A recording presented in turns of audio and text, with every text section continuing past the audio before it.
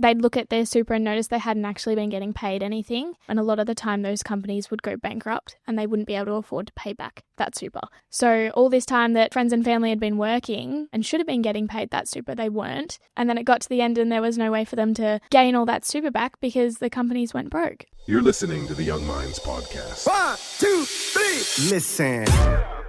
Welcome to the Young Minds Podcast, hosted by Burke Britain Financial Partners. This podcast helps young adults build confidence and clarity when it comes to money, empowered by youth, inspired by experience.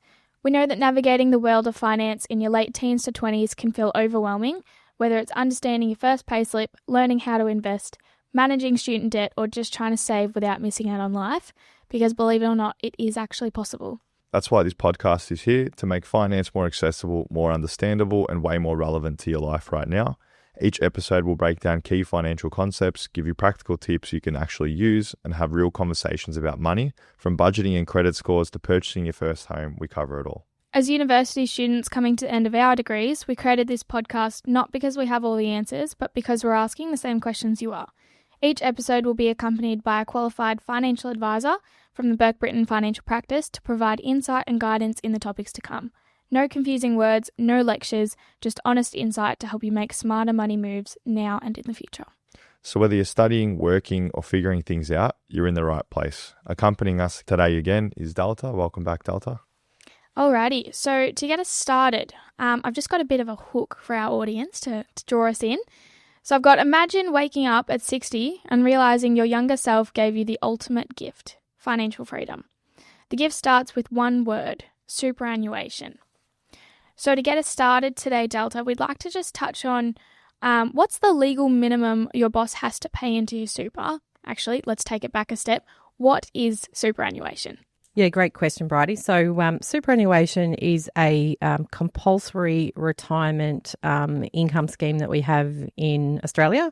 And what I mean by that is that when we go to work, our employer has an obligation to contribute to a super fund for us. And that super fund is designed to provide us with the income that we need when we reach retirement. So at the moment, the legal minimum that's required to be employed by your employer is 12%, and that changed to 12% back on the 1st of July 2025. Some employers are actually, trying to do their best to retain their talent. They'll actually pay more than that required 12% minimum, and that was one of the things that we chatted about on a previous podcast. Just very quickly, Super Guarantee was introduced back in 1992. So for the two of you and some of our audience members, for your whole working career, you will be part of that compulsory retirement savings systems. And just one other point I wanted to make, because it's quite topical at the moment. At present, our employer must make those contributions at the end of each quarter. So they have a quarterly obligation to make those contributions to our super fund. From the 1st of July 2026, that obligation for employers will change, and they'll actually have to pay that super contribution at the time that you are paid. So if you're paid weekly, fortnightly, monthly, your super contribution will go in then. Bridie, you mentioned something to me around your experience with some friends that are tradies, so maybe you could touch on part of the reason why there is a change coming up for those payments. Yeah, absolutely. Like a personal experience through some friends and family was that they'd look at their super and notice they hadn't actually been getting paid anything. And a lot of the time, like the trade industry is a hard industry to do well in. And a lot of the time those companies would go bankrupt and they wouldn't be able to afford to pay back that super. So all this time that, friends and family had been working and should have been getting paid that super, they weren't. And then it got to the end and there was no way for them to gain all that super back because the companies went broke. So it's a good thing to be coming back in. It makes employers stay accountable to what their legal requirements are. Yeah, absolutely. And it's a really favourable system that we have here in Australia to ensure that people do have comfortable retirements. When we talk about tradies too, Bridie, probably the other point to make at this stage is that a requirement to pay superannuation is only for employees. So if you're a tradie and you're self-employed, for example, you don't have an obligation to make those contributions for yourself. However, there are tax advantages to doing so. So go and get some advice around that. Absolutely.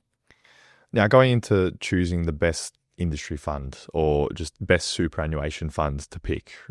What makes an industry fund either the best or the right option? Is it low fees, strong returns, or member perks? How do you actually go about comparing them? Yeah, great question, Daniel. So historically, individuals would be added to a super fund that was basically specified by their employer, but we all have choice of super now and we can choose any super fund that we might like, which is great. However, it can be overwhelming because there are, literally thousands of options around which super fund. So when we talk about an industry super fund, these super funds were designed for the members of that industry, such as construction. So the CBUS super fund, it was designed to provide benefits for their members.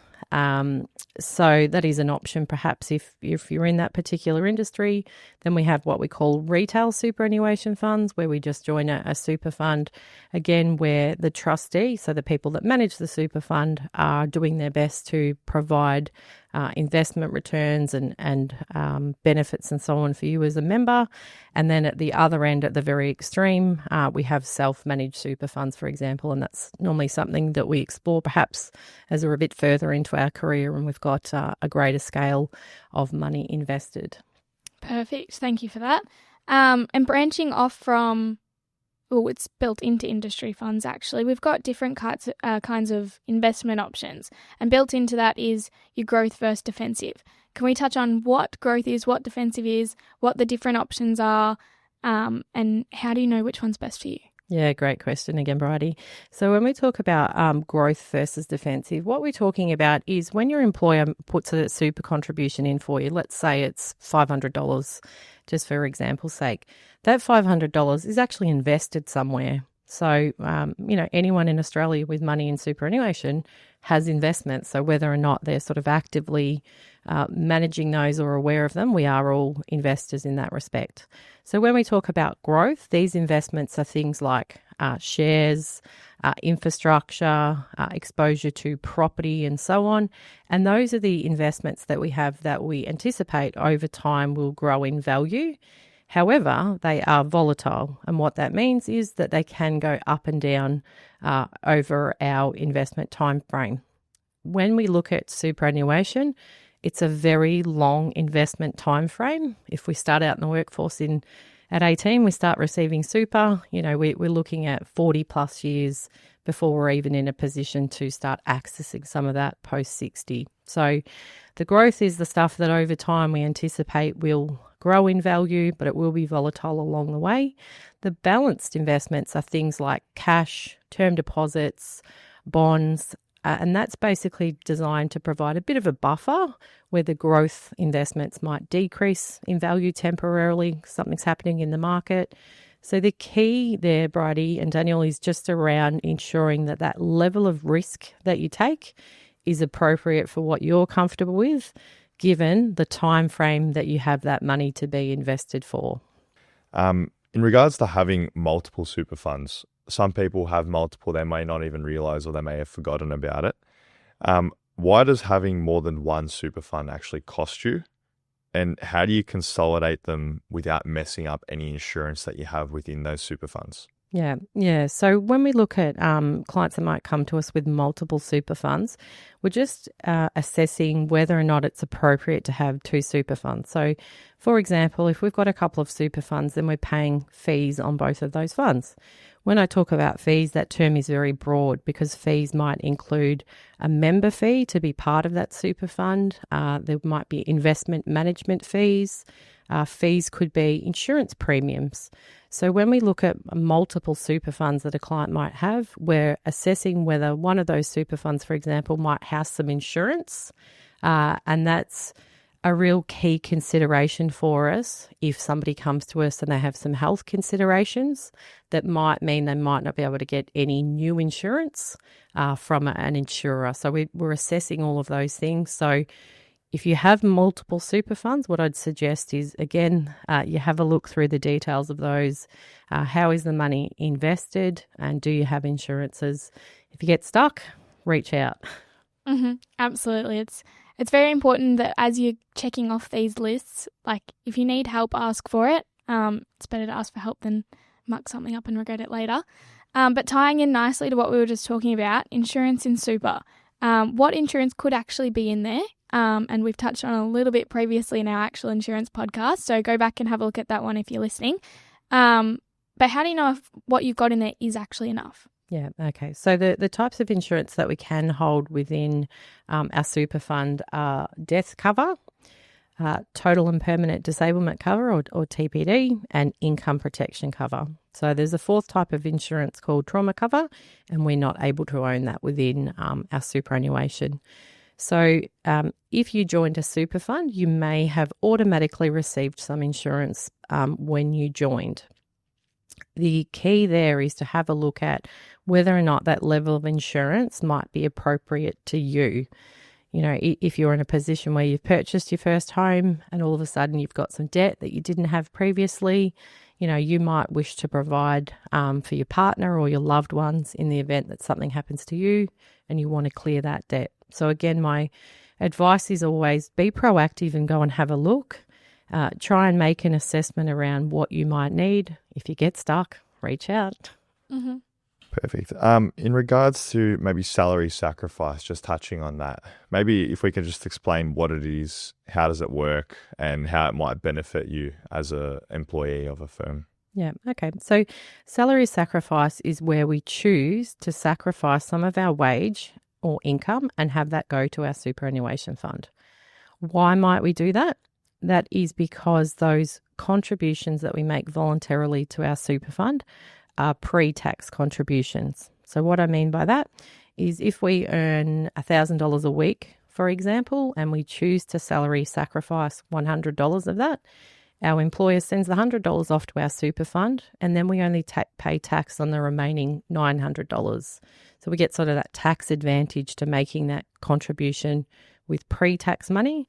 When those proceeds arrive in super, there is a contributions tax that's applied at a rate of 15%, but that's far less than most people's personal tax rate. And the more we earn, the more effective that strategy is around setting aside or sacrificing some of our income to go to our super. Why on earth would we do that? Because, again, superannuation is a very long-term investment vehicle designed to provide for us in retirement. So when we look at that 40-plus year time frame from when we start out, we simply have the power of compounding interest. So the more we invest early on, the greater the time period that investment has to create income and to create growth. Then we create income on that income. We create income on that growth. So that time frame is really powerful in getting us into a really good position to ultimately make decisions around, what we might do in the workforce.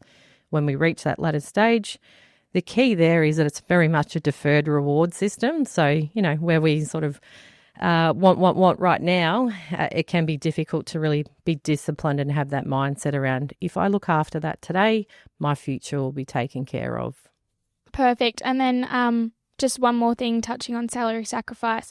It's a bit in the air at the moment about what the government's 50-cent contribution program is. Could we just touch on what that is, who it applies to, how you can access it? Yeah, sure. So the government co-contribution scheme is centred around providing people on lower incomes a co-contribution if they voluntarily add to super themselves. So the government will basically give you up to $500 if you make a contribution of $1,000 or more. I haven't looked at those figures for a little while, but again, what it's designed to do is to incentivise people maybe that are earning a bit less, therefore you've got less money going into super, to add some money voluntarily, and they will give you additional money for doing so. So it's money for nothing if you can put some money into super and you sit in the right income category. Absolutely.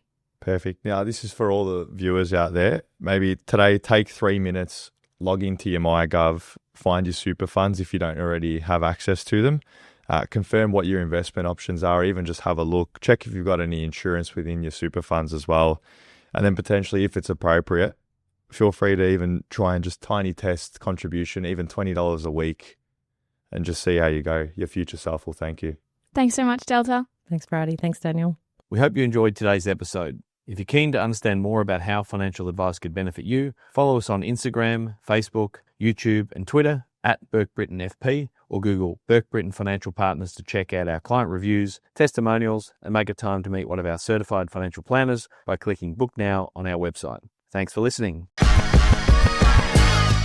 Any information contained in this podcast is of a general nature only. No account was taken as to the objectives, financial situation, or needs of any particular person. Therefore, before making any decisions, listeners should consider the appropriateness of any information with regard to their particular objective, situation, or needs, and seek advice from a licensed professional specific to their circumstances. PB Financial Solutions Proprietary Limited, trading as Burke Britton Financial Partners, are authorised representatives of Acumen Financial Planning, ABN 89051208 327, Australian Financial Services Licence 232706.